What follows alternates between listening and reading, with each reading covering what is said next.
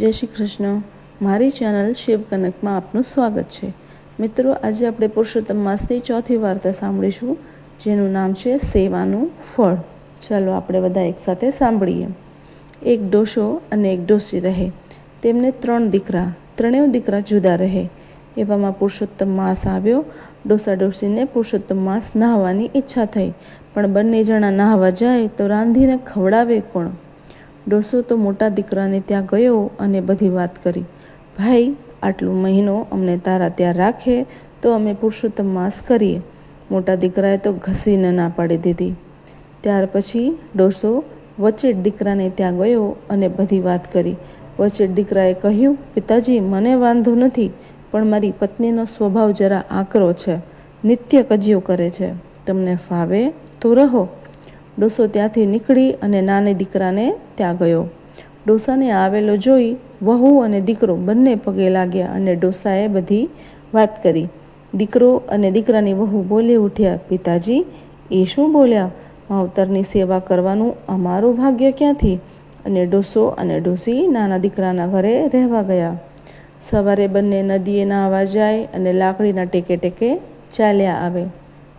ઘરે આવે કે તેમના ભીના લુગડા વહુ લઈ અને બારણાના કમાડ ઉપર નાખે.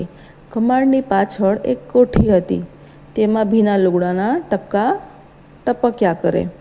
વહુ કામથી નવરી પડે એટલે સારી રીતે નીચોવીને સૂકવે. પુરુષોત્તમ માસ પૂરો થયો. ડોસી અને ડોસાએ નાની વહુ અને દીકરાને ખૂબ આશીર્વાદ આપ્યા. અચાનક વહુની નજર પેલી કોઠી ઉપર પડી. વહુ જુએ છે તો આખી કોઠી મોતીઓથી છલકાઈ રહી છે. તેણે પોતાના પતિને વાત કરી. સૌના આશ્ચર્યનો પાર ન રહ્યો. નાના દીકરાએ મા બાપની સેવા કરી અને ફળ મેળવ્યું એમ જાણી આખા ગામના બ્રાહ્મણોને નોતર્યા અને પુરુષોત્તમ માસનું ઉજવણું કર્યું.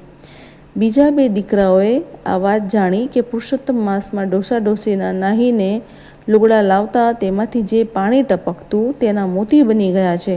આથી તેઓએ મનમાં ગાંઠ વાળી કે હવેથી ડોસા ડોસીને આપણા ત્યાં જ રાખવા. ફરી પુરુષોત્તમ માસ આવ્યો એટલે મોટા દીકરાએ ડોસા ડોશીને પોતાના ઘરે રાખ્યા. તેઓ કમાડ પર જે ભીના લુગડા નાખે તેને વહુ બરાબર નીચવી દે. બિચારા મોટા દીકરાને માટીની કોઠીઓ ઓગળી ગઈ, ઢગલો થઈ ગઈ અને ધાન પણ પલળીને સડી ગયું. એટલે જેવી ભક્તિ તેવું ફળ. જય પુરુષોત્તમ રાય. જેવા નાની વહુને ફળ્યા તેવા સૌને ફળજો. મિત્રો, કેવી સરસ વાર્તા છે આ સેવાનું ફળ. તો આજે આપણે ચોથી વાર્તા પુરુષોત્તમ માસની અહીં સાંભળી. હવે આપણે નેક્સ્ટ વિડીયોમાં 5મી વાર્તા સાંભળીશું. ત્યાં સુધી બધાને જય શ્રી કૃષ્ણ. મારી ચેનલને લાઈક, શેર અને સબસ્ક્રાઈબ કરજો, જેથી મારું મોટિવેશન વધે.